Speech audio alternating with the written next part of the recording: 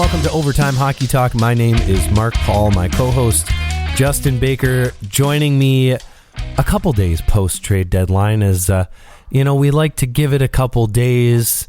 That's our strategy. Give it a couple days after the deadline, let the dust settle, let the Dodanovs fall where they may, and we'll just kind of break down all these trades, and some players have already played their first game with their new team, so kind of a good time to jump in. Justin, how did you feel about trade deadline day? And hi, by the way. Oh, hi. Welcome back to the great state of Michigan. Yeah. Down in South Carolina. Yeah, a little jealous. No hockey teams down there. They don't even know what it is, really. Yeah, trade deadline day was fun. I mean, unfortunately, I got stuck working, so I'm sitting here, TSN on the phone every couple minutes to Twitter, just refreshing the screens and seeing what's going on. I felt like checking my phone so often, like some of those guys on TSN, where all you see is Darren Dreger just literally staring down at his BlackBerry the whole entire time. His BlackBerry, like he's just still has a BlackBerry. Of course. Yeah. This trade deadline, I mean, no shame in working on a Monday morning. I think that's pretty typical. It is funny that it's on a Monday. Wouldn't it be in the NHL's interest to make the trade deadline like Friday at 7 p.m.? So that like a spectacle, right? Yeah, and you tell teams like, hey, you need to start trade, like you can't trade anybody until like 3 p.m. I don't know, like make it a crazy event instead of just might as well a Monday. Let's make, think about for like TSN, who they don't own the rights to anything. They just like basically kind of piggyback off Sportsnet, and trade deadline is a huge day for their team. It's literally like one of their biggest days of the year is a random Monday in March, a Monday during the day.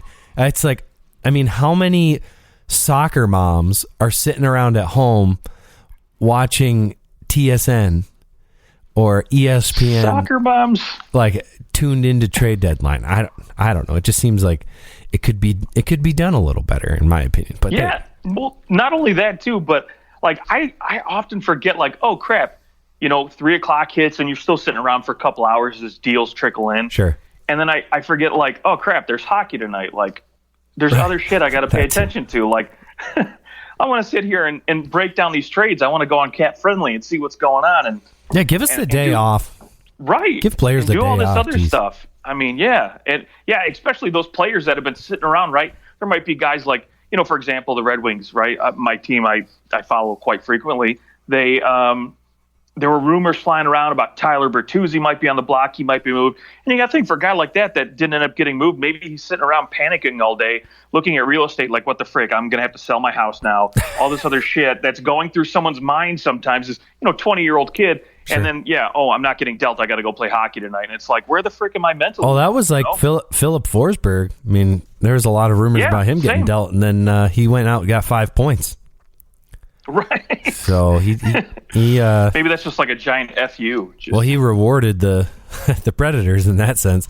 No, well, let's do this. Let's truck through trades. I know we're going to go through a few trades before trade deadline. It helps to frame the whole conversation anyways. But we haven't talked in a couple weeks, so we'll just kind of break down all the major deals. We're going to leave out some of the lesser deals. The players that are like beyond fourth line players, we'll just skip over those. But let's start March 14th when the Colorado Avalanche acquired Josh Manson from the Anaheim Ducks for Drew Hellison and a second-round pick in 2023. This trade by the Avalanche kind of seals the deal on their weakest part of their team, and that was their back end, yeah? Yeah, no, I agree. Yeah, you think about it, right outside of Cale Makar and Devin Taves, really they were lacking not only a little bit of, just defensiveness, but a little bit of grit too, right? And a guy like Josh Manson really brings the sandpaper. He really brings everything, and he still has that slight capability of, being that offensive guy too, right, for that second pairing. He can still bring a little bit of that. So really enjoyed that. And I mean, you look at his time in Anaheim, right? He was always a top four guy. He can log big minutes. And you even go back to 17-18, putting up 37 points. So that's not really out of the realm if he, when he has the right type of guys to play with, he can still produce. But he's not expected. He was a plus 34 that year. Crazy year there. So far, nothing doing with the Avalanche in terms of putting up a point. He hasn't put up a point in the 3 games he's played so far, but definitely just shores up that whole entire group. I mean, it gives them a lot of flexibility. You don't even technically have to put him in your top 4, although I think that's mainly where he'll find himself. But you can kind of shift him up and down and find a good fit for him as a right-handed D. Samuel Girard, he can play the right side. Makar does. Johnson does, and then you've got Manson. So you got 4 guys that can play the right side. Girard will probably play the left side for right now, but it does really help them come playoff time because it's almost a guarantee someone's going to get hurt. So someone just got hurt too, right? Last night. I mean, you look at what's his face, Ryan Murray. I think it was blocking a shot. He was in their top 4. I think he was playing left side with Manson last night, and he ends up going down. So thank goodness they got him because now they would have had. I mean, Ryan Murray's not exactly a top 4 standout, but he's a quality D man, and so now you've just really solidified the need to have a guy like Josh Manson back there. Right, exactly. The Avalanche also ship off long-time guy they drafted, Tyson Jost, for Nico Sturm with the Minnesota Wild. So Tyson Jost gets dealt finally. I mean, we've been talking about him getting dealt for 3 years. Right. Never has been able to put up the kind of numbers that his rookie season, 12 goals in 65 games, and you start to kind of get excited about a 19-year-old who's putting up those kinds of numbers, and he never had 12 goals again. So far this year, he's got 6 in 3 games with Minnesota. He's got an assist. So it's going to be, he's going to play in their bottom 6 and kind of does something a little different than what Nico Sturm does, where Nico Sturm, I think, is a little harder of a player. Tyson Jost gives you that speed. So I think Minnesota, it's a good deal for both teams because Minnesota, they kind of need that speed. And Colorado needs a little bit more of that hard-nosed play. And I think that it works better for both players because now Jost can potentially play up in the top 6, maybe top 9. And they don't. Nico Sturm, he's going to go and he's going to play on the 4th line for Colorado. So I think it kind of slots guys a little better as well. Yeah, and overall, I think from a Colorado perspective, right, their goal for that was to shed some cap money, and that's what they did. They saved 1.25 or 1.275 mil. So kudos. Yep. Save some cap money, and once this year's over, that's the kind of the party's going to begin for both of these teams. But Tyson Jost has another year left, and he's an RFA. So that's just money that Colorado doesn't have to worry about after this year, too. So I think all in all, a good trade for both teams. Probably Minnesota gets, they get the little bit of an edge because Tyson Jost will be there next year. Whereas Nico Sturm, I mean, he might resign with Colorado, but you got to give him a new contract. So yeah, Colorado made some moves later on. We'll get to those. Rangers acquire Frank Vetrano from the Florida Panthers for basically 4th round pick. Kind of a lighter move, but Frank Vetrano was playing well for the Panthers at one point and just kind of found himself way down in the lineup. And but here he is. He's got 20 points, 11 goals, and for the Rangers, maybe he's exactly what they need to kind of get some scoring in their bottom 6. I mean, in 4 games, he's got a goal. Not anything to write home about. Granted, that is a 20-goal season if you score 1 goal every 4 games, but we'll see how he kind of fits in there. Any thoughts on Frank Vetrano going to the Rangers?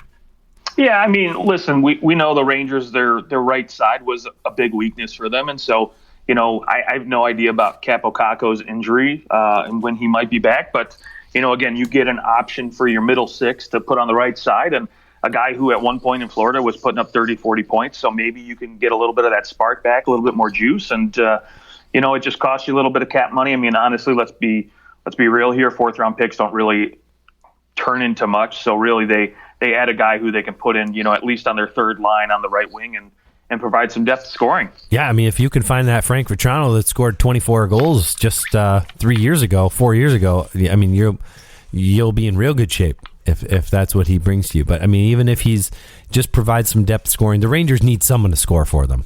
If there's a weakness, it's their goal scoring and their depth. Every team has a good first line. The Rangers have that, but the Rangers don't have much beyond that because, hey, some of their draft picks, Kako and Lafreniere, just haven't panned out the way that you'd hope a first overall, second overall pick would, or as quickly as they usually do. So that has hurt maybe what they thought they might have in their top 6, and they've kind of had to piece it together, and I think Frank Vetrano gives some good depth.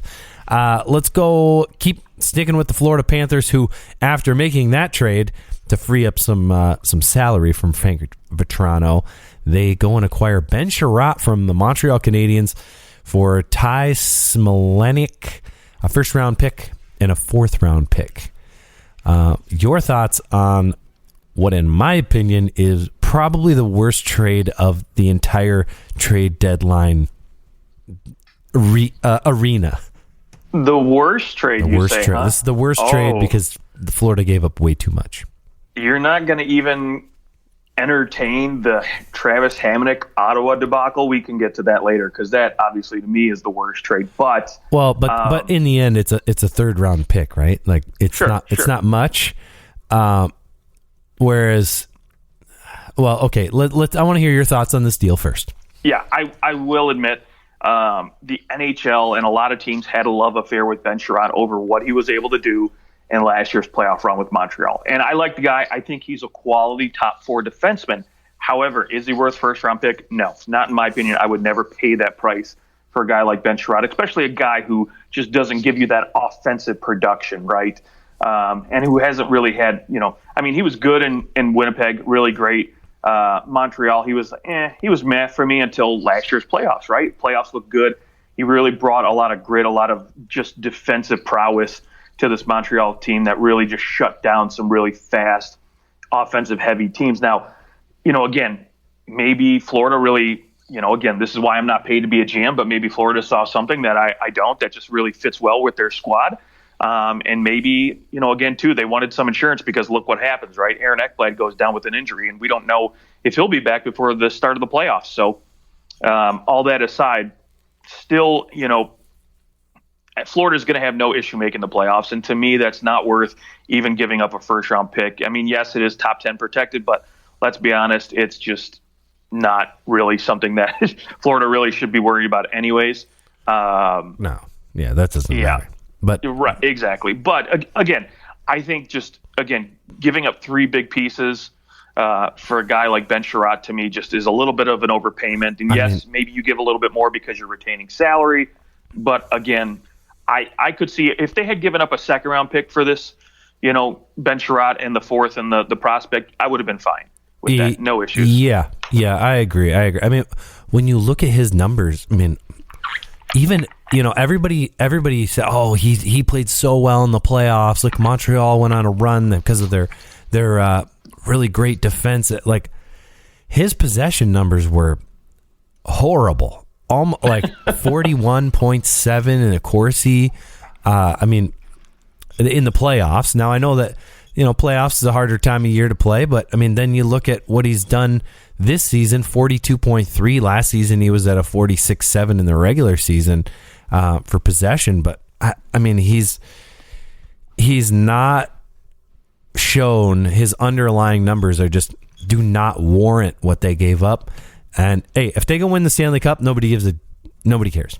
Exactly. Nobody cares at all. But why, in my mind, why wouldn't you have gone out and paid this for, Mark Giordano? Mark Giordano he goes to the Leafs for a second round pick, 2 seconds, and a third, which is much more reasonable. And I think he's a better defenseman. Oh, and they get Colin Blackwell in that deal. So really it was like probably more like he went for 2 seconds, right? Right. No, I agree. And I think the issue was obviously when it comes to a guy like Giordano, right, the salary cap, right, that the hit that he's going to bring with him. Now you would have to end up paying more to other teams to essentially, take some of that hit and take some of that cap. And, because this wasn't at the deadline and Florida wanted to jump on him quick before another team got at him, that's why you have to overpay, right? A guy like Giordano, Seattle basically could sit around and wait. And I guess, from what I understand, they were basically giving Giordano the choice of where he wanted to go and being respectful in that aspect. So, ultimately, I think, again, I agree with you. I would have rather paid this price for a guy like Giordano. But, again, the salary cap becomes an issue because then if you're Florida, you have a harder time acquiring a piece like Claude Giroux. Now, I also wonder, especially now, Aaron Ekblad's down. You look at the rest of your defense. They do get Robert Haig as well. The rest of their defense is suspect. It makes, when you look at their defense, you go, without Ekblad, you wonder, is that a team that could win the cup? I don't know. Does Sherrod help that? Uyghur. Yes. Love Uyghur. I would put him in my top 4 any day, but sure. And it's not that they don't have top 4 defensemen, but they've got a lot of guys that, is Brandon Montour a top 4? Maybe a 4. He's like a 4. They don't have a lot of these 3-2 guys. They've got a lot of 4-5 guys. Sure. Yeah, absolutely. I think Gudas, he needs to be a third pairing guy. Same with Robert Haig, and again. And at least you have the depth of Sherrod. So I mean, I understand now in the situation they're in. I still think it's an overpayment. But that wasn't the case when they paid for him, right? Sure. Ekblad wasn't hurt. So. Right. Well, okay. Nonetheless, I mean, I don't dislike the player. I don't hate him. I just don't like what they gave up for him. Okay. Fair. Okay. Cali Croak goes to the Flames from the Kraken. The Kraken get a 2nd round pick, a 3rd round pick, and a 7th round pick. That is a good haul for Cali Croak, in my opinion. I mean, he's having a nice season. He's got 12 goals, 26 points.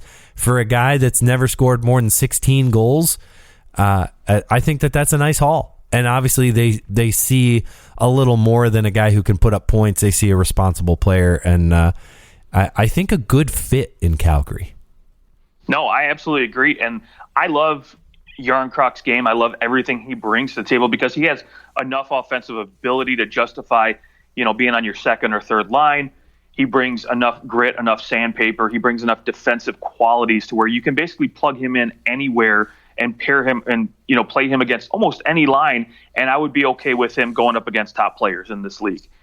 He's got enough speed. He's got enough, again, defensive abilities to where I think, again, Calgary saw, okay, this is the price we're going to have to pay for a guy like this that I think can really fit well in our system. And again, they're retaining money. So for $1 million, this guy is just worth every penny. Yeah. If you go to Calgary's draft picks for the next couple years, it's slim pickings. This next draft, they've got a 2nd, a 5th, and a 7th. I think based upon what you've seen in the regular season, if you're Calgary, you have to expect them to go pretty deep, right? And so, you don't care. You don't care. If they go on any kind of run, you don't care. Right. Back end 2nd round picks. I mean, how many of those guys are NHL? Honestly, especially in a year where within your division, of course, nothing is guaranteed, and there's still very good teams. There are no great teams in the Pacific Division. There's no other great team other than Calgary. Calgary, this season, has proven to be a great team. LA, not a great team. Edmonton, not a great team. Vegas, probably not even going to make the playoffs. So, we're looking at a division that is wide open, which is potentially a berth in the, unless you really crap the bed, it's a berth in the conference finals. Probably you're going against the Avs. And if there's one team in the Western Conference that I would look to and go, they have a shot against the Avs, it's the Flames. Yep, absolutely. So I think the Flames are very wise to see what they can do, especially because you don't know if Johnny Gaudreau is going to be back next year, and there was no way in hell you were trading him. So with this group, this might be your last hurrah, and you see what you can do. Yeah, because I think, again, Sean Monahan, he's going to get dealt this offseason to somebody. Matthew Tkachuk, you still got to sign him. So who knows? Maybe somebody walks in and offer sheets him, and you can't re-sign him. So there he goes. But they would match. I think they would match a $12 million offer sheet for Matthew Tkachuk. I agree. I think, you don't let a guy like that walk, for sure. Actually, I guess if somebody offered $12 million for him, I think I'd take the 4 first-round picks. Rounders? Yeah, I'd take 4 first-round picks. Okay, probably, man, this is like the most lightning move. Just going out and snagging a guy that no one thought was even available. The Lightning acquire Brandon Hagel and a 4th-round pick in 2022 and a 4th-round pick in 2024 from the Blackhawks for Boris Katchouk, Taylor Radish, and 2 first-round picks. The Tampa Bay Lightning just... Oh, we don't have a third line, do we? Oh, we'll go get one real quick. All right, see ya. This is like the Tampa Bay Lightning are like me playing NHL. Like, I'm not going to need those first round picks in 6 years. I'll just deal those too. Right. You can stack your team real quick. What did you think of this move for Brandon Hagel? And maybe lump it in there with the other move that they made for Nick Paul, acquiring him from the Ottawa Senators to kind of round out that third line. Yeah, let's talk about that third line, right? Again, he brings in, a guy like Gaudreau last year, deals the picks, and then says, oh, you know what, hey, again, you and I were talking about this team and what they might add, and of course my thought is they don't have cap space. Who are they going to bring in that could possibly fill in a third line? But they go out and get a guy that's $1.5 million against your cap for the next 2 years after this season. And all it costs you is 2 first-round picks that essentially, again, if you're Tampa Bay, you're expecting to go deep again. So they're glorified second-round picks at this point. Yeah, the guy's got 20 goals. I know, and that's the thing. He scores freaking goals. So now you have a guy, too, not only that you can plug in on your third line this year, but, guess what? Andre Palat's not going to be re-signed after this season. So now we have a guy we can slide into our top 6 next year. No problem. And he's only costing us $1.5 million. And then you have the money that you lose from Palat to go sign anyone else. Yeah. Right. Well, I mean, that money's going to go towards some raises for a couple guys. But, again, Nick Paul was a great, fantastic ad. This is a guy who can not only take draws in the center position, but plays the wing as well. So now you've got a guy you can basically plug in anywhere. He plays the penalty kill very, very well. He's smart, doesn't make a lot of defensive mistakes, and he can chip in a little bit offensively, which is basically what you need on that third line. So, right now they've got Nick Paul and Russ Colton on the wing with Cirelli in the middle on that third line. Like Anthony Cirelli was killing it on that second line, but man, just the rich get richer is all I'm going to say. Yeah, they went from a team that, was in a collection of teams who could be favorites for the Cup. I mean, I don't know how they're not the favorite for the Cup now. Truly, I don't care what Colorado is flashing right now. Tampa Bay's done it twice, and they somehow find a way to make it they're still hungry. It's clear. It's like an organizational from the top down. They are still hungry. They're trying to win their 3rd straight Cup. They'd be the first team to do it since the New York Islanders in the early 1980s. It's something that in professional sports today, it does not happen. No teams are winning 3 years in a row. Barely anyone wins 2 years in a row. Right. So, even when the Wings, the Avs, the Devils were just running the Cups in the 90s and early 2000s, they couldn't do it. Right. I mean, of course, the goal isn't just to be contenders for 2 years. I mean, those teams kind of traded things off for a while, but the fact that they have a very good shot at winning 3 in a row, you got to take it. No one's gonna go, you shouldn't have traded those. You should have waited and seen if you could. No, you got to go for this now. Your best players are in the prime of their career. It's time to roll, because you know what? Next year, this might not be this. Your team might not look like this. The year after, your team, some of these guys might not be here or playing at this kind of level. So I think it's wonderful. I love that they're so ballsy to do something like this. It's every organization around the league should be looking at how Tampa Bay does things and figure out what they do and emulate it, because it's fantastic. Okay, let's Wild acquire Delorier from the Anaheim Ducks for a third-round pick. He actually scored in his first game. The only player acquired to do so. No, actually, Oscar Sundquist did it last night for the Red Wings. Sundquist. I didn't realize he scored for that. No, got an empty netter. That's all right. Okay, there you go. All right, fine. He's the only player to score on a goalie. There you go. One of the bigger moves of the day, the Boston Bruins acquire Hampus Lindholm. They get their top four defensemen in exchange for John Moore, Vakanainen, I don't know how you say his name, and a few draft picks. What are your thoughts on this move? Yeah, they had to make this move, right? Because then they went ahead and locked him up for $6.5 million on a big extension there. So obviously they needed another guy on that back end besides Charlie McAvoy, right? And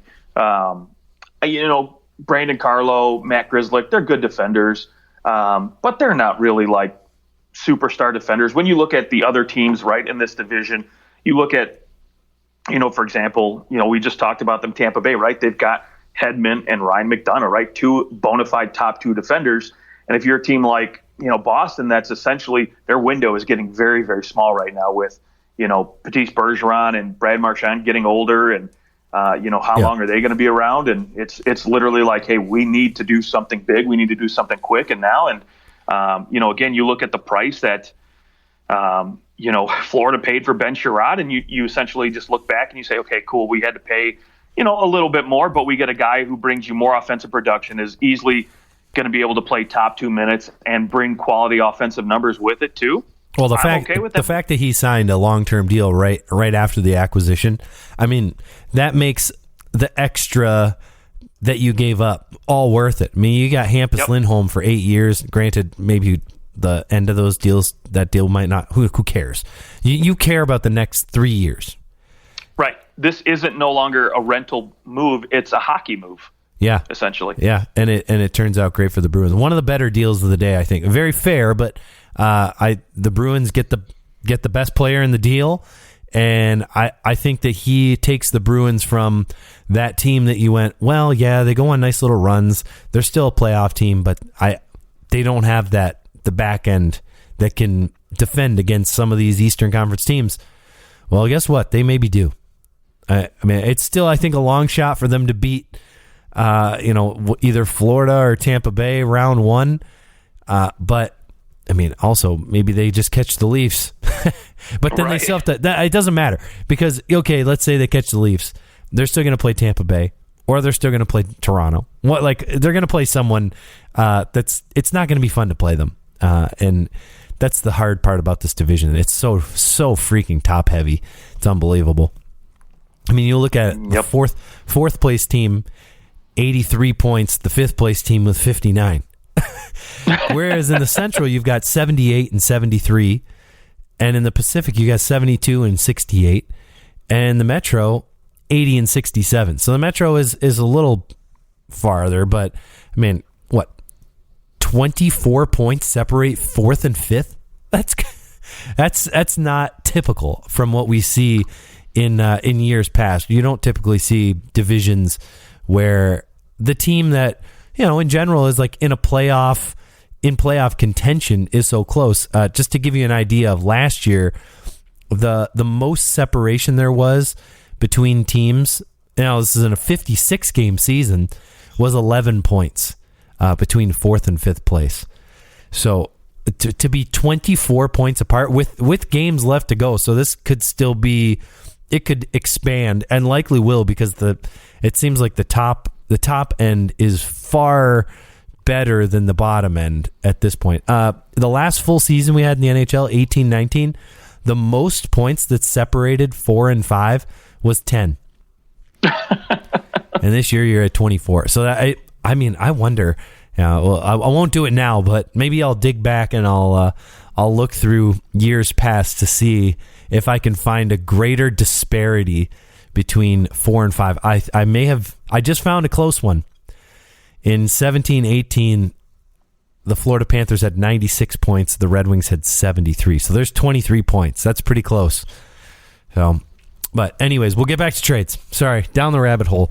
One of the, probably the biggest name of the day outside of Marc-Andre, Claude Giroux goes to the Florida Panthers along with Connor Bunnaman, Jermaine Rutsov, a 5th-round pick from the Flyers in exchange for Owen Tippett, a 1st-round pick in either 2024 or 2025, and a 3rd-round pick in 2023. What do you think of what Philadelphia was able to get for somebody who was only willing to go one place? Yeah, that's the thing, right? So you don't get much choice over trying to negotiate a bigger return. So the fact that they were able to get a 1st-round pick, again, even though it is a 2024, so you miss out on that loaded 23 draft, but and you get a prospect in Owen Tippett, who I don't know if he's still considered a prospect. He's just at this point at 23, you got to say, okay, either he's an NHL player or he's not, and I don't know. I think he's right there. He's in the middle. He's a good 3rd, 4th line guy, right? Brings a little bit of grit. So you get a guy who can still be a roster player. You still get a decent return for a guy like Claude Giroux, who you just basically are paying respects to, saying, here, play your 1,000th game, and then we'll send you where you want to go. Yeah. If go back and listen to our show where we talk about the Panthers, and it was our last show. I said there that I thought that Giroux was a better fit for the Panthers than the Avalanche. When everyone was all about him going to the Avalanche, I thought that his style fit better. It reminded me of Jaromir Jagr, a little bit slow. I mean, obviously Giroux has far better wheels than Jagr had at the end there, but a little more cerebral of a player, more of a positional kind of guy now. And I think when you put him with other really effective defensive forwards, like potentially he'll play with Barkov and Huberdeau, and you can put Giroux with anybody you want. I think he just fits stylistically so well with the Panthers. I think it's going to be fun.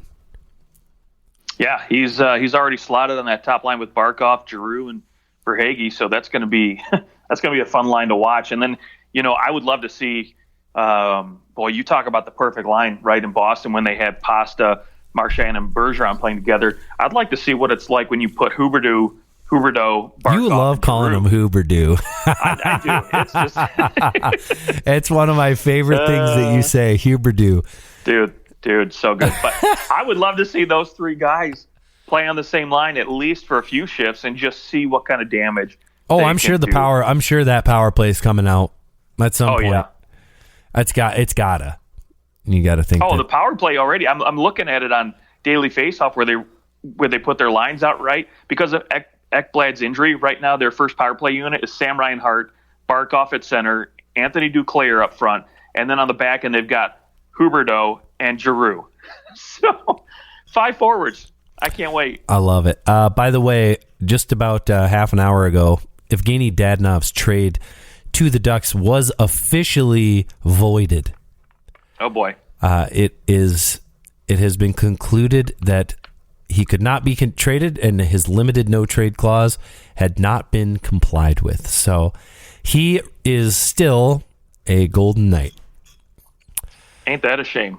Now, how awkward is that going to be to walk into that locker room? Ooh, I don't know. You're like, sorry, we didn't want you here, but yeah, I mean, he's going to have. I mean, other thing is they can't activate anybody anymore. They can't activate Martinez. I know. I kind of love it because the Vegas Golden Knights, the way that they run their organization, like they've shown their hand too many times now. They are a bunch of D-bags. They are a bunch of assholes. Like they trade this guy and they go, "Oh, sweet, he forgot to turn in his no trade clause. We're just gonna come over." They don't even care. That what in my mind? How are you not? I don't know. Something. Hey, we're gonna be trading your guy to this team. Well, we had a no trade clause. No. We're ignoring that. At least they could have gone to capfriendly.com and found the no trade clause on there. Well, right? it's not that they knew about that, but they thought that he didn't submit his list in time. So that's what they thought, that, oh, we can trade him because he didn't submit his list. But they never were like, hey, by the way, you never submitted your list, so we do have the ability to trade you wherever we want. We wanted to let you know you did fail to produce this list. No, they just go, well, no, yeah, we traded you because you didn't produce the list, so see ya. Like, they are, and what they did to Marc-Andre Fleury, they are a bunch of dicks. Yeah, I will say they only care about winning. They don't care about the people in the organization. And I say, fuck them. Well, you know what? It's going to be a bigger FU when they don't make the playoffs this year, right? They won't make the playoffs. No, at this rate, they won't. But so here's the other thing, too, that's going to come from all this is now you're going to get the NHL in this offseason. I think they're going to look, long and hard at the way teams manage their long-term IR because, again, we had, Tampa Bay, people were kind of raising an eyebrow to Kucherov, the way they were running things. And now you're essentially having the same thing with Mark Stone in Vegas and Alec Martinez, like how all that shit is going down. Now the NHL is going to really look at it and be like, okay, well, now we need to, maybe tweak things the way teams can, use their LTIR, maybe so they don't get away with shit like this. No, who cares? Let them get away with it because it's screwing them over. They deserve everything they're getting right now. But had they been able to trade Dadonov and then they make the playoffs, then everybody would be up in arms like they fucked everybody, but I mean, the Blackhawks did that, the Lightning did that. Other teams have done it too. But I don't think that it's not that he's hurt. But if it were the playoffs, would he play? Yes. And I don't know that you can say that it's fair to say, well, if everything's on the line, you might play, but when it's a regular season, you might not. There is a difference. I mean, there's a reason why. Patrice Bergeron? Remember, he was playing with like broken ribs. No way is he? He's not. Yeah, punctured lung. That's right. No way are you playing with a punctured lung in the regular season. No, right? You're not. But it's the playoffs, so you do. So there is a certain level of like, well, we're gonna let this guy actually try to get healthy in the regular season, and we'll bring him back for the playoffs. And it, in some ways, is legit, especially because if it was your team, you'd have no problem with it. Oh, of course not. Yeah. So I don't have a big issue with it, especially because it is biting them so hard in the ass right now. It is so wonderful. I like the Tampa Bay Lightning did it. I don't really care. I thought it was pretty creative and like a good use of space. But the Tampa Bay Lightning do not have a douchey organization. The Vegas Golden Knights are a bunch of maybe not all of, not everyone that works for them, but the people at the top, and they are just, it's so over the top. Don't give a crap about the people. They care about winning. And you want your team to put winning as a very high priority. Remember how human beings are the reason that you win. That's anyways. Yeah, I mean, I will say I do like Vegas, but I do think this is karma for the dick move they pulled on Fleury last year. So, yeah, this is complete karma. It's unbelievable. I love it. Okay, we'll hit a couple of these. Well, okay, you wanted to talk Travis Hammonic, third round pick to the Canucks or to the Senators. Didn't need to talk about it, but I mean, to me, we don't need to talk about it. Okay, no, this is the worst deal of the deadline. I mean, by far, just because again, if you're Ottawa, right? If this is the guy you want, and you have a team like Vancouver that needs to dump him because they need to get rid of that contract, they need to make space, why give them a third-round pick? You could give them a seventh-round or quote-unquote future considerations, and I guarantee you they would have given you Travis Hammonic. There was no reason for them to give him a third-round pick. Now Vancouver has ammunition to make another deal, this summer or whenever they freaking want to. But, again, it's just something completely unnecessary. It was a waste of a pick. Basically, you're just throwing it in the garbage because Travis Hammonic is not an NHLer. He's maybe a seventh defensive player on your team, and for some reason, Ottawa seems to think that their analytics have proven something about Hammonic that other teams just haven't figured out. I don't know. See you later. We'll flag it. We'll flag it and see what happens next year. I have a feeling you're right. I mean, we all know more than Pierre Dorion, though. Right? The Kings get Troy Stetcher from the Wings for a seventh round pick. I like the move for the Kings, just a little depth move. Yeah, great depth move. This guy can move the puck well. He's a good skater, and now it's proven even more valuable because we don't know if Drew Doughty's going to be back before the playoffs. Womp womp. Okay. Speaking of a third round pick from the Canucks, Travis Dermot goes from the Leafs to the Canucks for a third round pick. Love the move for both teams. Dermot just having a bad season. Things haven't gone well the last year and a half. And you get a third round pick for a guy who you probably weren't going to bring back next year anyways. And he's not rolling the way that he has been. And I think he'll get a new opportunity in Vancouver. Yep. Fresh start for everybody. And again, this kind of gives, ties into that Hammonic deal, right? Again, you got a cap strap team in Vancouver that wanted to bring in a guy like Travis Dermott and wanted to basically, bring in a better defensive player, and Ottawa let them do it. And, Leafs, again, they needed to move some money so they could make this next move. So I like it for both teams. Yeah, the Leafs acquire Mark Giordano and Colin Blackwell from the Kraken for 2 seconds, 2022 and 23, and a third in 2024. I think it's wise when a team spreads out the years that they give up picks in. I think that it's smart. I think it gives you the opportunity in later years to, we didn't give up a second, a third, all in this 1 year. You kind of hang on to what you have. Granted, the Leafs, they have a first round pick, then they've got a third and a seventh. So it's close. And also, if I don't know if Minnesota, their seventh round pick is like conditional right now. So there's a chance that it goes. Their seventh round pick goes. No, it's not going to go. It was for some Brennan Mennel. Do you know who Brennan Mennel is? Never heard of him. He's played 20 games for the Marlies. He's not going to play 30 games for the Leafs this year. I don't think that's happening. No. Overall, this is a great move for Toronto. You have Kyle Dubas, who was outlandish, or not outlandish is not the right word. He was outspoken about not wanting to give up a first-round pick to acquire a defenseman, right? That was his goal from day one. He said it on multiple occasions. Our goal is to add a quality defender, and they get probably, in my opinion, the best defender available at the deadline in Mark Giordano. So you like him more than you like a Hampus Lindholm? Absolutely. Okay. Yeah, at least for the deadline, right? For now, for this playoff run, the end of the season, I like Mark Giordano much better than I would a Hampus Lindholm. Now, long term, Hampus Lindholm, is the better move, but again, considering what the Leafs had to pay for Mark Giordano, he was clearly the better. Yeah, it was great. Well, and you get Colin Blackwell. I mean, he's on pace for about 20 goals this year. He's having a nice year. I think it's a great move bringing him in. He's a hard-nosed guy.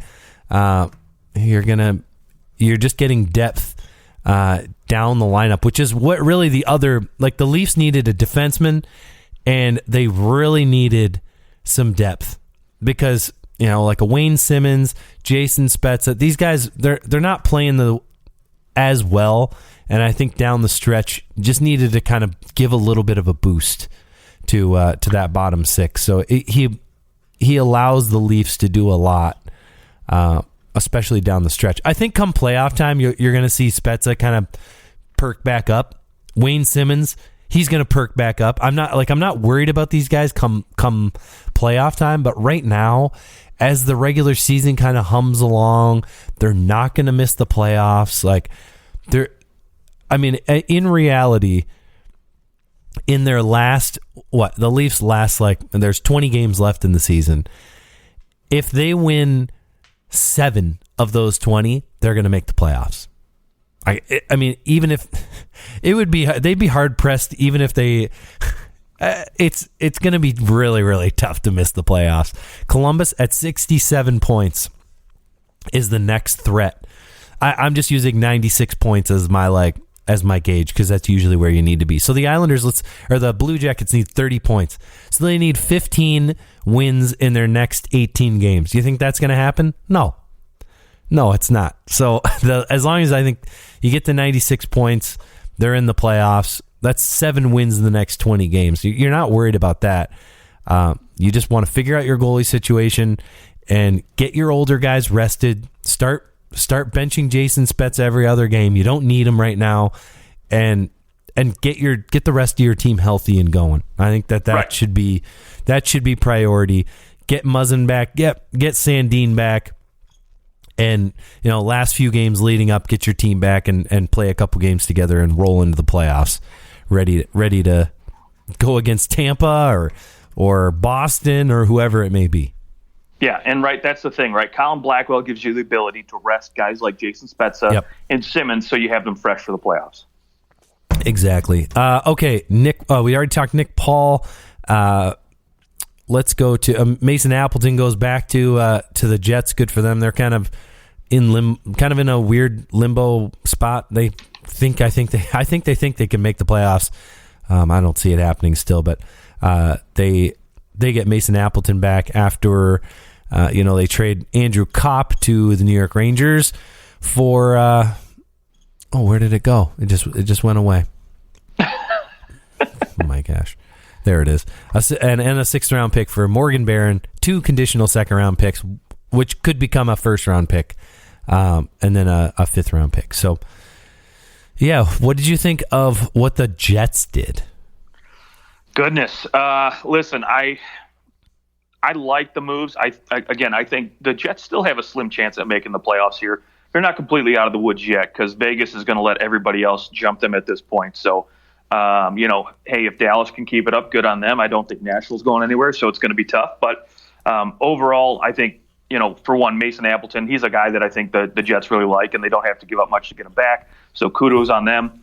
Andrew Kopp, he's a guy that I think, ultimately the Jets would have really loved to have kept around. But, I think, it probably wasn't going to happen long term, I think, for them. I think they really just needed to move on. They needed to get something back for a guy like that. And getting a couple 2nd round picks is great. And you get, a prospect. Now, granted, I know nothing about this prospect, so I really can't speak on if, he's a quality A prospect or not. But, again, Andrew Kopp is a guy that, can essentially go in and play some good middle 6 minutes. He can give you scoring. He can give you good defensive play. And so, he's a guy you can plug in almost anywhere and play in almost any situation. So good on the Rangers here for acquiring a piece that I think is going to be very, very valuable for them in their deep playoff run, because I think the Rangers are going to contest now that they have some really good pieces here. They addressed their right wing issue a little bit with Vertrano, and they added some depth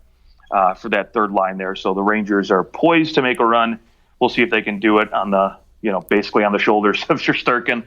But for the Jets, though, they got some good pieces back in return. So yeah, just Morgan Barron. He did play 13 games. The Rangers had 1 helper, a 15-point year in the AHL for the Hartford Wolfpack, and he'll play for the Manitoba Moose in the AHL right now.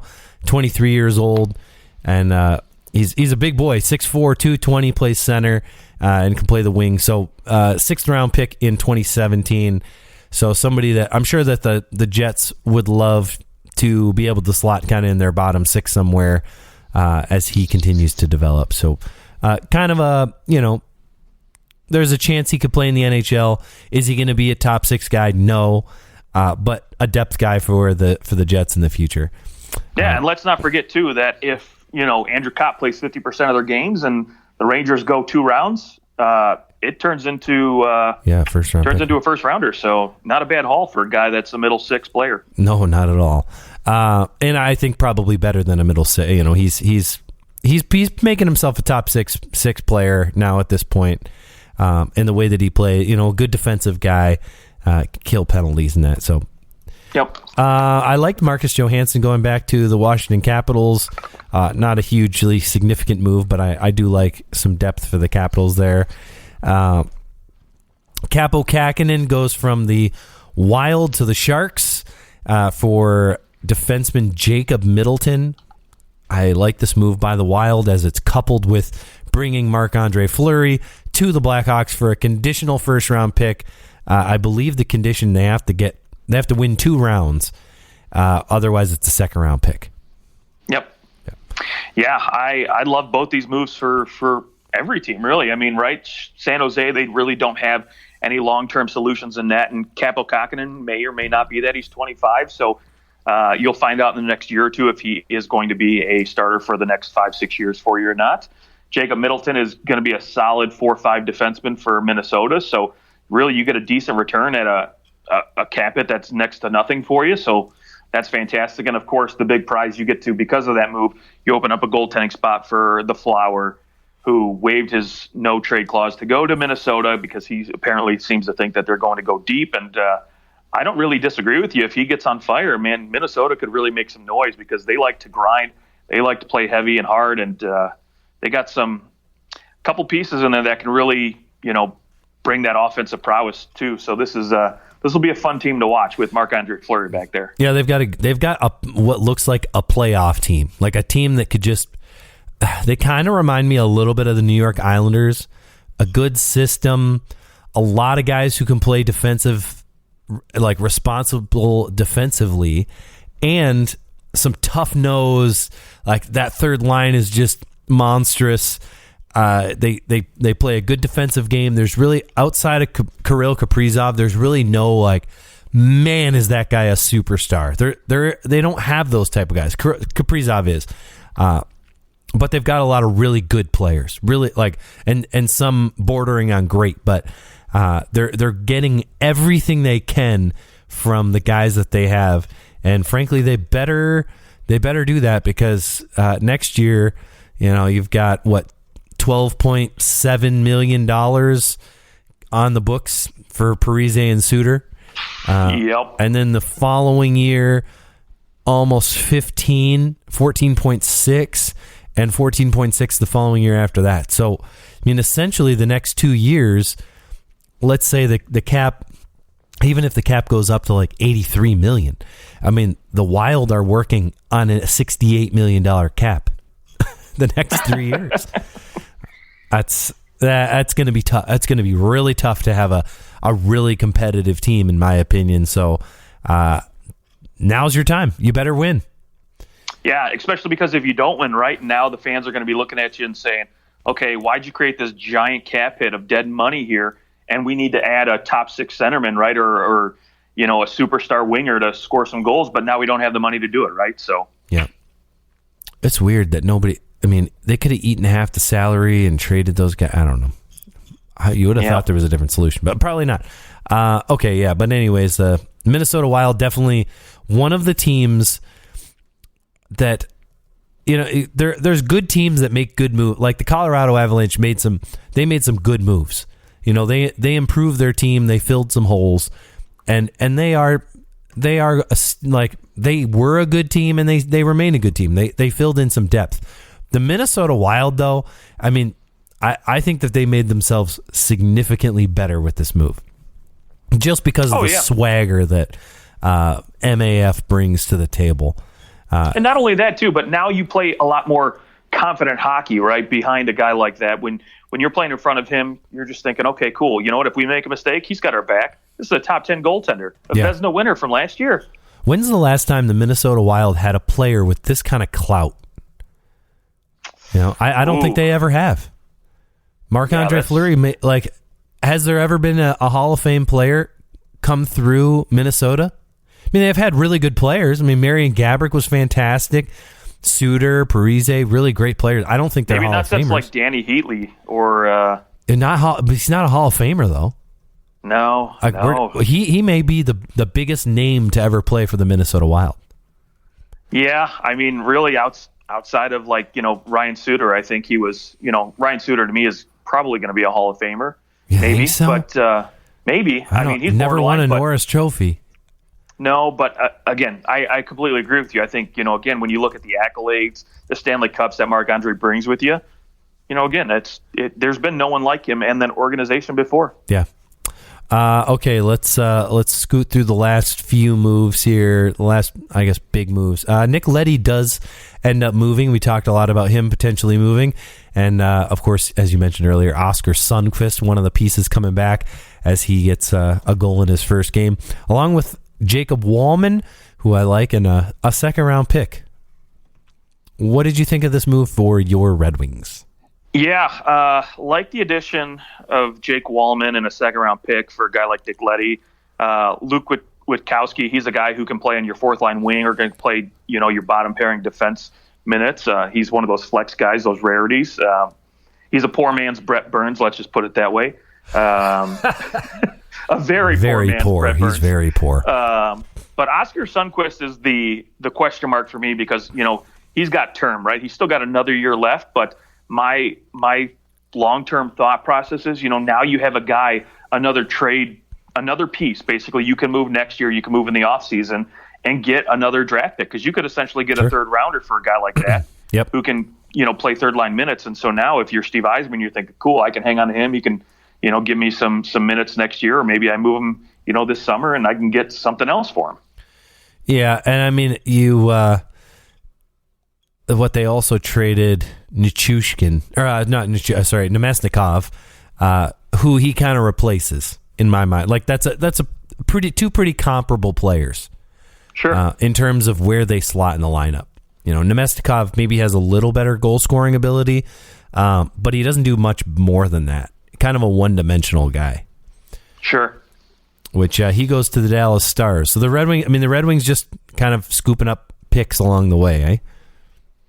Yeah, why not, right? And I think Yzerman's at the point now where he's going to stop acquiring picks. I think you almost need to start making some hockey trades at this point to bring in players because the Red Wings do have a lot of unsigned draft picks now. So really acquiring more draft picks is going to be difficult. And so I think you might see Yzerman make some bigger moves this summer to move out some of those picks and prospects to bring in bigger name guys that they maybe can't sign in free agency, et cetera, et cetera.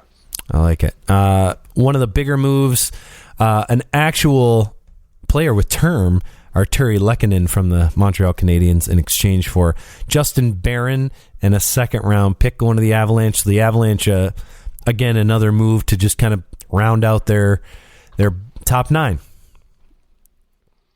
Yeah, quality player. If I'm not mistaken, though, I don't believe he has any terms. No, he doesn't have term. Yep. Okay. Yep, I misspoke. Yeah. But still, you get a guy who can play in your top six on your second line, and if needed, maybe move down to the third line. But listen, he's a guy that brings quality play at both ends of the ice. So so you can move him, and put him on the second power play unit. You can put him on the second penalty kill unit if you need to. And again, he has the pedigree to go along with it too. Have a deep playoff run last year with Montreal, he knows the grind it's going to take, and so brings a little bit of that to Colorado. Absolutely, and you're right. He doesn't have term, but he is an RFA. Right. So yeah, he will be around. So he's protected in that way. Can't go anywhere. And that is especially important when you consider like Andrei Burakovsky, Nazem Kadri, Nichushkin. I don't think maybe none of those guys come back next year. I mean, they do have a good bunch of cap space next year, but they're probably not signing anybody to beast contracts because of Nathan MacKinnon's contract coming up. You got to plan for that. I imagine that on like July 1st, Nathan MacKinnon's going to get $12 million or something along those lines, right? Like he's going to get Marner, Matthews. How is he not? Unless he's willing to take a big discount, and that's why he's not taking a lot of money. You have to think he's going to get $10 million minimum.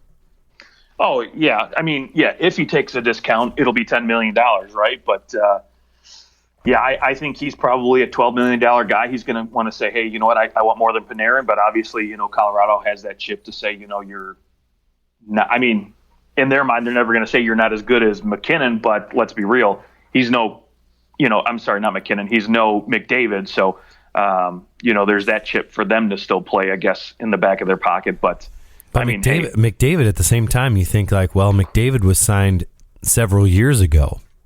Sure. So there also is that, he was signed, he signed an 8-year deal and he's in the 5th year of it. So he's halfway through that deal. I mean, if you think about what $12.5 million was worth 4 years ago, the way that inflation has gone, it's significantly less. I mean, to you and me, it doesn't matter. Right. I'll take 10. I'll take 12. I'll take the hit. But yeah, I guess it depends on how badly they can convince them to say, hey, we need to save some money so we can replace Najim Kadri or get him re-signed, right? So yeah. that's the bargain right there, because, again, maybe they can move Eric Johnson's contract this offseason and free up some money that way, but it's still going to be difficult. How many times has Andrew Hammond been dealt at the deadline? I know. He actually, I can't remember if he came out and said it or if someone just, literally was talking to him, and he's just like, man, you know what? I wanted to stay in one place for a whole season. That's what he basically said. Jeez. Yeah, it's got to be rough on those guys. I also, side note for the Avalanche, I know he's kind of like a bottom fourth line guy, but I love Andrew Cogliano coming over and maybe get a little bit of a resurgence here for one more run for Andrew Cogliano. I think if the Avalanche win the Cup, I think Cogliano probably just calls it quits. Yeah, and I like him too, and he's a bottom line guy, but he brings good penalty kill ability to this team and leadership. And let's face it, Colorado does not have a great penalty kill right now. So if they can add a little, sandpaper piece to go back there and help, shore that up a little bit, then kudos to them. Oilers get Brett Kulak from the Montreal Canadiens for a prospect, a conditional second, and a 7th round pick. Oilers kind of shore up their defense a little bit. Do their last little move. Yeah, everybody was expecting the goaltender, right, to be addressed. Clearly wasn't, but now they get a guy who, got a little bit of time last year in with the Montreal playoff run that they had, and so we'll see. I mean, it never hurts to add defensive depth, right? No, absolutely not. And they need it. Yeah. The Penguins get Ricard Raquel in what I felt like was the Hagelin deal. Like he's that guy for the Pittsburgh Penguins potentially. That he has the potential to score more. He's done it before. Let's see if he can do it for us. Yeah, I agree. I think, if you can plug him in with, Gino or Sidney Crosby, I mean, I don't think he'll play with Crosby because, he's looking good with Gensel and Rutz on his wings. But, if you can put him with Gino and get him going that way, I mean, heck, there's no reason why he probably couldn't be a 40-point player again. So, it'll take a few games to get him acclimated. But, if anything, I think they get a steal of a guy here, who really who can bring a lot of offensive power, and he's still fast. He's still responsible enough. So we'll see what happens with that.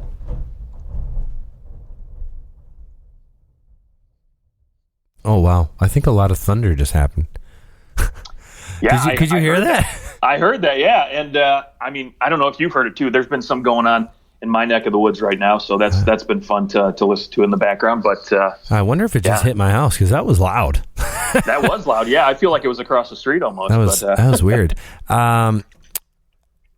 Tyler Mott goes to the Rangers, a decent little pickup from the Canucks. Really the only move the Canucks the Canucks didn't do a whole lot, and they could have done more. We all talked JT Miller and all that. They don't end up moving him, but they move Tyler Mott out.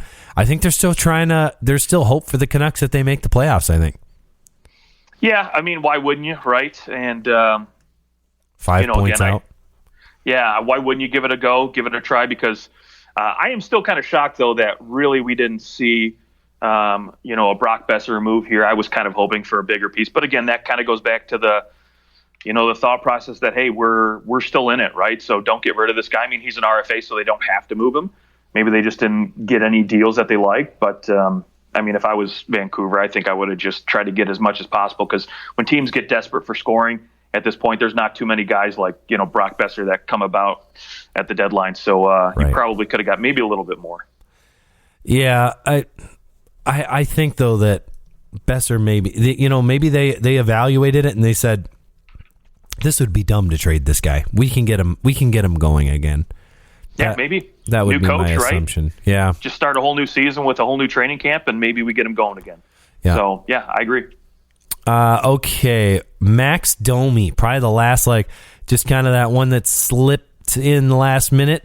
Max Domi goes to the Carolina Hurricanes along with a prospect from the Blue Jackets in exchange for a defensive prospect. Florida Panthers get Igor Korshkov and a 6th round pick in 2022. Your thoughts on really just Max Domi going to the Hurricanes? Yeah, I really like this acquisition for Carolina, right? And of course, right after deadline pass, we see them sign Kokit and Niemi to a long-term deal. And I think Max Domi is a guy who can add a lot of depth to this team that is already just, again, like Tampa Bay, right? You try to think about how they could possibly add and get even better. And now they add a guy who can not only play the wing, but plays the center position very well. He's not the world's greatest faceoff guy. And I mean, let's be honest, they've got plenty of guys who can take faceoffs in Carolina. There's no shortage of, Jordan Stalls and Ahos that can win you draws. So now you've just got another guy, more depth, right? In case anybody gets hurt, he can literally slide anywhere, top line minutes. He can play third line minutes. So you've got such flexibility with a guy like Domi that's going to basically cost you a little over $1 million to play. And you really don't have to give up a ton for him either, which is just surprising, right? They have to give up, a good prospect. Prospects, yeah. But really, I mean, I look at a guy like Korskov from, Yurgo Korskov playing in the KHL right now. There's rumors going around that he may never even come over to the NHL. So right. It's a cross your fingers and hope maybe someday he does. Right. Yeah. So you give Columbus gives a 6th-round pick to Florida for keeping some money, and Florida and Carolina or Columbus gets themselves a decent prospect. So if anything, you know what? I think this is just a home run for everybody because really Max Domi wasn't going to re-sign with Columbus. So you get something while you can. And Carolina gets themselves a heck of a player. Who are you most disappointed with on this trade deadline day? Most disappointed with? I think if I had to say most disappointed with, man, I hadn't really thought about that. But I think I would probably say Buffalo and Detroit, and I only say that because I would have liked to have seen them use their cap space a little bit more to help, broker some deals to acquire a few more picks. Yeah, we didn't see much of that. We didn't see nearly as much. For example, like there was a guy, PK Subban was a guy I expected to move out of New Jersey, right? Because clearly they're out of it. Right-handed defensemen are a premium and, always coveted. Clearly a team like Buffalo could have brokered a deal to keep some of his cap hit and help the team acquire him. But really other than that, I think, and again, it's not necessarily a big disappointment that they really couldn't get it done. But I think other than that, I would probably look at maybe a team like the Islanders that really didn't do much. And they're basically saying like, hey, we went out and re-signed Zach Parise and Clutterbuck. And I think right now they're saying that they still think they can be competitive and play in this league. And yes, they're 7-2-1 in their last 10, but to me, I just don't think that they're a playoff team, and I don't think next year they're going to get back into form. So, why keep Varlamov around? Lou Lamoriello disagrees with you. I know. He absolutely severely does. He believes that this team, this is a blip. This is just like a weird season, and it's happened before. There has been seasons where really good teams miss the playoffs. They come back the next year, Tampa Bay Lightning or one, and they do well. So sure. I get it. Like, this team's so old that at this point, whenever you decide that, okay, this isn't working, it's all coming down. And I think this group does deserve one last shot at it. Based on what they've done the last 2 years, going to the Final Four, I think they deserve one more shot. I think, and in the off season, they'll probably make some adjustments, some moves, and I think you'll see maybe one of these guys that they've got signed to a long-term deal. Maybe one of them moves just to, kind of shake things up a bit. But I think they're going to give it one more shot. And I think they probably should, because the other option is to just tear it all down and then you're back to square one. So I understand not doing that. Yeah, I mean, clearly that's the thought process, right? When you really don't make any, big moves and don't unload your pieces, right? Well, you could have traded Andy Green or Zdeno Chara. Right, sure. Yeah, absolutely could have, and they didn't. Maybe that's just out of respect for, some of those guys to say, you know what, hey, if you don't want to move, we're not going to move you. Yeah, that's true. If they say they don't want to go anywhere, then there's no point in trading them anyway. Yeah, I mean, let's. I don't want them if they don't want to go anywhere. Right. I think outside of that, really, I would have to say too, maybe, I'm